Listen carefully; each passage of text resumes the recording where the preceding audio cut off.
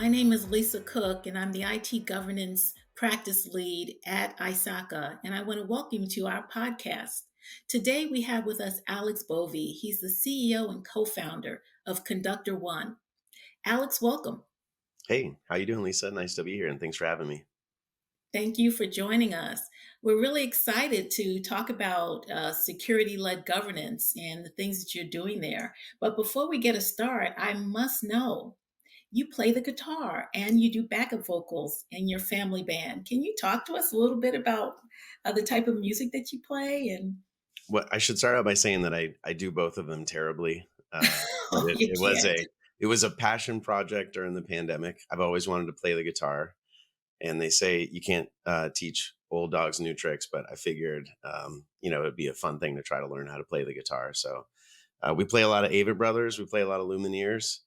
And I used to be able to beg my kids to jump on and record a video with me and play some songs, but now they resist it wholly. So sometimes it's just me doing primary vocals and not just backup vocals. That's great. I just love it. I had to say something about that because that's so exciting.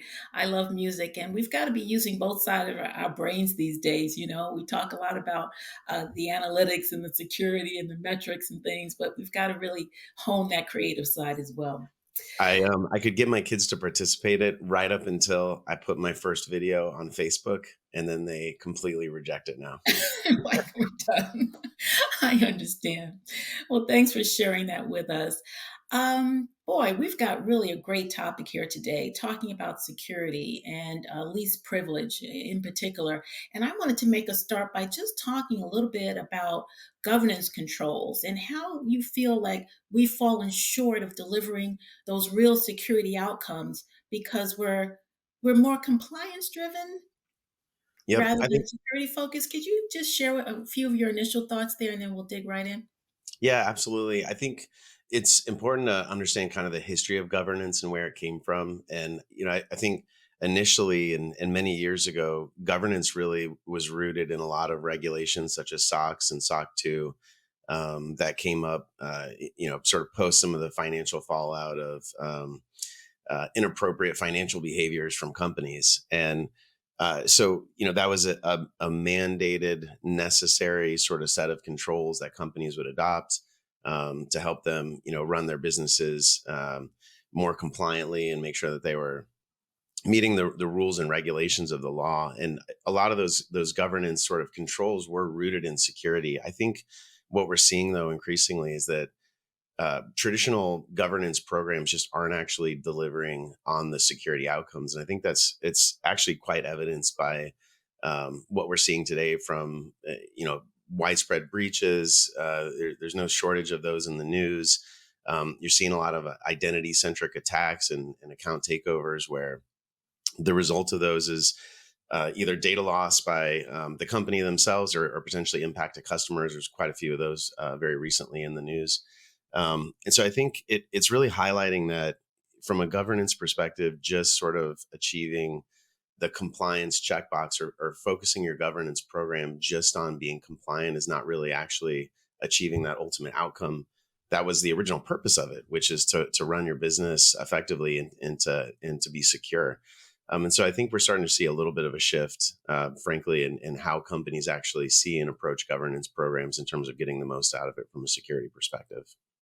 So tell us a little bit about the biggest challenges with modern governance and identity security today.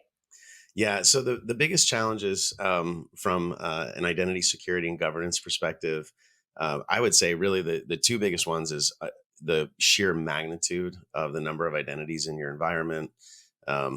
Companies are adopting massive amounts of SaaS and infrastructure applications. You have the number of employees and contractors sort of times those number of applications means it's a huge surface area to actually protect. And then I think within that, you know, every company, regardless of how big they are, has these challenges. So it's not just relegated to the biggest companies anymore. You have medium-sized companies that are really struggling with that. And in terms of adopting the solutions, it's really fundamentally about time to value and being able to optimize for that. I think, mid-market companies, smaller companies that have these governance challenges, they need to be secure, they need to be compliant. they just don't have years to implement government governance solutions. They don't want to pay, three times as much for services as they do for the software to get it implemented with an actual ROI that they're not seeing for a couple of years from a solution adoption perspective. So I think those are the biggest pain points that we see, both in terms of driving the urgency around governance and then also some of the challenges to actually getting a solution implemented. It's really good information. As I think about what you were saying about large organizations, there may be a temptation to kind of go a checklist approach, right? And really focus on the compliance side. Let's talk about security and compliance. Talk about the relationship between these two and how closely these should work together. We want to be speed to market, but we certainly want to make sure that we're security focused, right? Oh, absolutely. And I think this is something I feel very passionate about is when you look at the Venn diagram of security and compliance, there's obviously overlap there. There's a lot of things that we do from a compliance perspective that help us be secure, but compliance itself does not predict and create a security driven outcome. And so I think what we're seeing is the spirit of a lot of the compliance and governance centric controls are very good from a security perspective. Things like user access reviews are extremely effective at actually reducing and removing unused or inappropriate access or privileges, or making sure you're decommissioning identities and accounts that are no longer with the company. But actually, sort of achieving that in a more real time basis, in a more periodic fashion, is what you need to get to from a security perspective to drive the outcome. So I think what we're seeing is really progressive companies are taking some of these more traditionally compliance driven controls and really figuring out how they automate as much of that as possible, and make it more prolific and make it more of an integral part of the business in terms of driving the security outcome, if that makes sense. It does. It does. The automation becomes key, and that helps with that speed to market, and really being able to react as users come and go, and that proliferation of technology that you were talking about earlier. So, checking the boxes for compliance is really not going to help us achieve real security outcomes. So, I can you mean, tell us why you, that falls short? yeah, you get a little bit. I don't want to completely dog it out. I do think there's goodness to compliance. Don't get me wrong. There is goodness in implementing your SOC 2 Type 2 and being compliant, and having a baseline set of controls that help you achieve security. But I think it would be hard for anyone to argue that that's all that you need to do, or that that's enough. Because I think even companies that are compliant, that have great SOC 2 reports, are getting breached. So clearly there's just, there's a gap here where you're doing all the right things from a compliance perspective. You're checking the boxes, but bad things are still happening. And so I think that's really how we need to shift our thinking a little bit. And again, I think a lot of that just boils down to taking what's working, and making it work better, making it more effective. Expanding the role of those controls and capabilities in the organization, and really thinking about how do you reduce the risk of your organization, particularly as it relates to identity governance, particularly as it relates to identities and accounts. And I think that that's kind of the key here. Is there's a lot of just basic things that we're doing, that from a hygiene standpoint are checking the box for compliance, but we really need to go a couple steps further to actually drive to the security outcome, for your business. So you mentioned the user access reviews. Can you talk to us a little bit more about how those become important in that governance uh, framework that you were referring to? Oh yeah, absolutely. So user access reviews, if you're not familiar with what they are typically a periodic process that companies undertake to review accounts, privileges, permissions, access rights, for employees and contractors, to make sure that those are right sized and appropriate. And there can be many reasons why they're not appropriate anymore. You could have changed roles. You could have change teams. Maybe you're not with a company anymore and you have what's called an orphaned account, which is an account that's still active, that has access, but really doesn't have a person working who is assuming that account. Um, and so what UARs do is they're a very effective tool at actually identifying again, that unused, inappropriate, or overprivileged access, and then driving to the outcome of actually reducing and removing those unnecessary accounts and permissions. The challenge that we see that companies have, candidly, is just the sheer number of applications that are running your business today is staggering. Maybe it used to be 10 years ago, handful of critical applications, your financial systems, your sales systems, your infrastructure, but you might be running your own infrastructure. Today, companies have 100 SaaS applications. They're in multiple infrastructure clouds, and all of these applications are absolutely critical to running their business. And so the challenge for companies is really about how do you take that UAR process and control, use that prolifically across all of those, all that surface areas of applications, all that surface area of users and identities, and how do you do it more frequently? Because that's kind of the follow-on challenge. There is the tip. If you're just sort of following the letter of the law from a compliance perspective, you might actually only be running those UARs every quarter, every semi-annually, annually sometimes for certain applications. And we regularly find that companies are identifying and removing 15, 25 sometimes percent of accounts and privileges and permissions that are inappropriate, which means you've got just this huge attack surface area of accounts, identities, permissions, overprivilege floating around out there, just really waiting, to be used from an attacker perspective, to compromise data in your organization, your infrastructure. And that's just not good enough. Candidly, doing that once a year and reducing privileges is just not. It's not fast enough. So companies, I think, are recognizing that, particularly with a lot of the data breaches that we're starting to see today. You have to figure out how you move permissioning and access rights and access control to much more just in time versus we're going to grant permissions and access. We're going to let it hang out there for a year. And then a year later, we're going to figure out whether or not that person still needs it or not. That time under the curve of over provisioned access is way too big, and that's risk to your organization.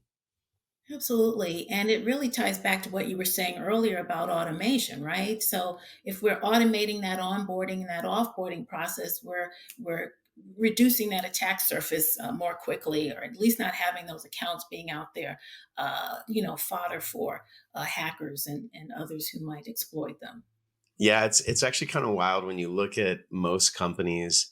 If you just kind of studied how permissions change and grow for accounts over time, generally what you'll see is just an accumulation of access for any particular user over some period of time. So your biggest targets are people who've been at the company for 10 years, 5, 6, 7, 8, 10 years, whatever it might be, because they've worked on multiple projects, they've had access to multiple systems over time, and that access just it's hard to remove it, and it typically doesn't get removed in an efficient, effective, and timely fashion. We just see that as a huge risk for most organizations, and I think companies recognize that as well. Okay.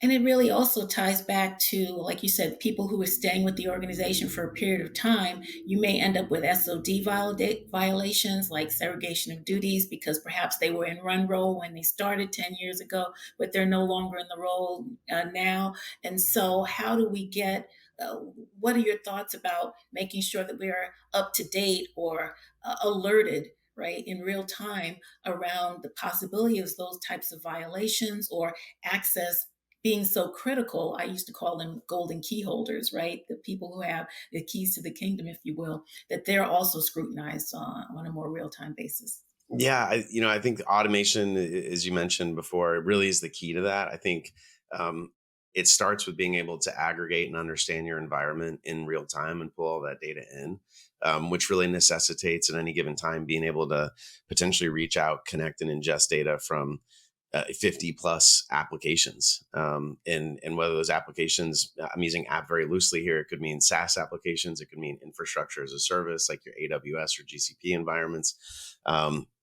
But without being able to ingest that data in real time and pull that in and actually understand your environment, you can't drive the automation and the response and that alerting, as you mentioned, in any sort of effective frequency that's going to give you the outcome that you need to get to, which is very quickly understanding if a user has overprivilege, if there's a separation of duty violation, and then being able to move to remediate that. The challenge being here really fundamentally that an identity that's compromised starts to look a little bit like an insider threat if the identity is actually taken over and that user moves laterally throughout the organization. So if you have an overprivileged, overpermissioned account, that account can access whatever that user had. And so, yeah, being able to understand that from a visibility perspective, being able to ingest that data in real time, that really is that's the precursor. Yeah, and I would say also that some of the accounts that aren't necessarily an individual's account, called functional accounts or system accounts, can also be a challenge in that regard. So these are the things that we really need to have that governance system around. So perhaps we can talk a little bit more about security-led governance and the principles around that and the frameworks that you would suggest. Can you give us some more thoughts on that? Yeah, absolutely. I mean, when I think about security-led government governance, again, it's about starting with that outcome. It's about starting with the objective in mind. The objective is how do we drive the security outcome? Compliance is a part of that. Make sure you're achieving your compliance goals, but fundamentally, it's about driving to the security outcome.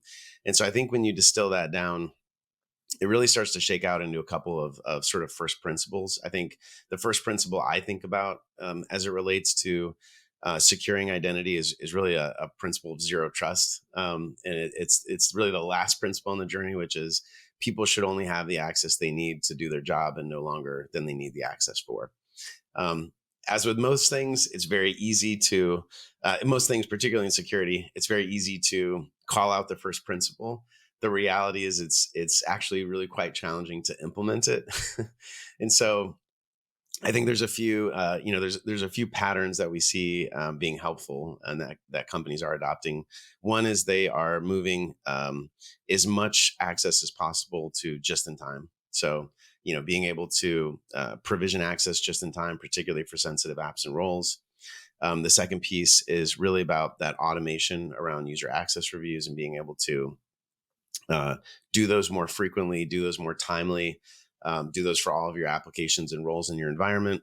And then the third piece is just about ingesting all that data and getting visibility across your entire environment, and being able to understand, again, all the identities in your environment, what access they have, what applications you have, and being able to see that in one central location. And so I think if you start moving more towards those patterns, that is fundamentally how you decrease that surface area of over permission and access rights that users shouldn't have, which actually starts to drive the security outcome.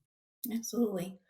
So, what are some actionable steps that we can use to get started? It's quite like you said, with all the proliferation of systems, and certainly on-prem and off-prem. You've got your infrastructure, you've got your applications.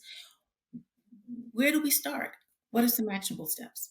Yeah, I think the biggest thing by far, and it sounds simple, but I think it's actually truly effective, is really just looking at every step in the process and figuring out how you invest in automation for those steps.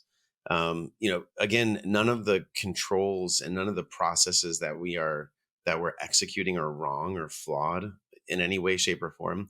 It's just fundamentally that if you're just doing things once a year or you're not doing just in time privileges, that's really where the issue comes into place. And the reason that's hard and not necessarily achievable is that the cost of doing those things is too high for organizations today. And the cost is too high because they are heavily manual processes for the most part, which means you've got sometimes an army of GRC and IT folks who are, preparing, or let's just take user access reviews as an example, preparing those user access reviews, consolidating spreadsheets, creating Jira tickets or ServiceNow tickets for them, assigning those out, tracking them down. That's a process that is heavily manual, that has tons of clicks and calories to actually kind of achieve that compliance centric outcome. And so, as much as you can, just investing in automation of every single one of those steps, if possible, starts to drive you to a place where you can take a lot of the manual work out of it. And then you can look at, okay, how do we use this control and this tool, which is a very effective security tool, and make it more real time and make it more broadly applied to more applications or more identities. And I think that's, unfortunate for better or worse, it's very contextual to every business. But I do think it's that focus on automation. And we see, every company at some level is a little bit transforming into a software company. So we do see this already starting to kind of poke into, the way that companies are thinking about these processes, where you've got your GRC team aligned to security, security very aligned to engineering, and maybe your CTO's organization. And so you're starting to see a lot of like automation centric engineering practices, patterns, kind of come into that security team and into the GRC team to focus on that automation. So that would be my perspective on kind of a first step, is looking at your process end to end, figuring out what you can automate. I really love that term, clicks and calories. You had me laughing with that one. Yeah, and clicks and calories and click ops. click That's the other one. I really like that because when you talk Awesome. about how everything was so manual and spreadsheet driven, right? It changes hands, and there's the possibility of corruption. I really was in the mindset, and you touched upon it already, about how these security teams are looking more and more like engineering teams in order to solve these problems. Yeah, bingo. I mean, security teams. I think we're seeing the rise of a function in security called security engineering, actually, where the goal and the objective of those teams is to, again, take a lot of these security or compliance centric controls and think about them as if they were engineers, or approach automating the problems as if they were engineering teams. And so that means, scripting a lot of the processes, automating data collection, automating the workflows around security detection and response. And so I think a lot of companies are starting to build that competency from a security perspective, where they have teams now that can actually even help in that automation. I think it's a super powerful trend, and I'm really excited to see where we go with it. So, Alex, another question for you. What would you recommend companies do to justify or provide the value proposition for the automation that's required and the governance that really should be in place to ensure that attack surface is as minimal as possible? Oh, this is a great question. This is something that I think, interestingly, has been a huge shift, I would argue, in the last few years. So again, it used to be that really only the biggest companies had governance programs that would invest in governance solutions.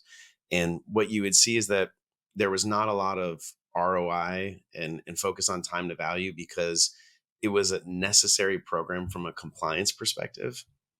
And so companies and vendors weren't really held accountable, I think, to seeing successful on time governance solution implementation or efficient program. And we are seeing that shifting, and I think that's shifting for a few reasons. I think there's macroeconomic reasons, just the downturn in the economy. And I think really forward thinking CISOs also want to understand materially how something is not just checking the box from a compliance perspective, but actually driving a better security outcome. And so I think there's a couple ways that folks are thinking about that. One is really a reduction in the overall manual processes. So I think there's a strong ROI to justify, again, like a reduction in the clicks and calories and the manual processes associated with typically enforcing these controls and running these processes. I think it's also straightforward to actually show the security outcome in terms of a reduction in standing privileges and identification of orphaned accounts, and kind of a reduction of that attack surface area. And so I think those are the two pieces. All of that is underpinned fundamentally by time to value and how much effort you put into it. So kind of going back to something we talked about earlier, I think, again, you got to focus on automation. If you're buying a tool, how quickly can you get it rolled out? How quickly can you get it deployed? And then show the value in terms of, reduction in overhead and total time spent on the process, and then an improvement to the security posture for the organization. Yeah, I would totally agree. And quite often, you have, like we talked about earlier, a lot of manual processes going on, and there's so many people involved with making that happen. Those resources could be redeployed to be doing some other value add work. So definitely an ROI just in that alone. People love it. I mean, the reality is no one likes pulling together spreadsheets. It's not fun. And, bird dogging people to get their user access reviews done. It's not fun. So it's, I love it. It's a great opportunity, I think, to really, take people that were spending a lot of time kind of, on manual processes, clicks and calories, click ops work, and get them on higher value projects that are, driving more either compliance or security value for the company. Well, thank you so much, Alex. We just have a few minutes left, and I just wanted to ask if you had any closing thoughts. Yeah, I mean, I think, look, I'm not my background is in security. But I'm not a doom and gloom security person. I'm excited about the future, and I'm excited about where we're going, and I think the future is very bright as it relates to security and governance. I'm very excited about how we are fundamentally shifting the way that we're thinking about security and securing identity in particular. And I think it's a bright new world of better technical approaches, better security for organizations, and it's gonna require us to focus on the right automation and sort of the right controls and the right pieces of the puzzle. But I think there's good outcomes in those hills. We have to put in the work. So thank you, Alex. That's all the time that we have for right now. I really appreciate you coming out and talking with us. Alex, who's the CEO and co-founder of ConductorOne. Continue playing that guitar, and we want to hear some some good work from you and your family there. But thank you so much for talking to us about security-led governance. And again, my name is Lisa Cook, and I appreciate everybody for coming out and listening to the podcast, and hope you'll continue to tune in.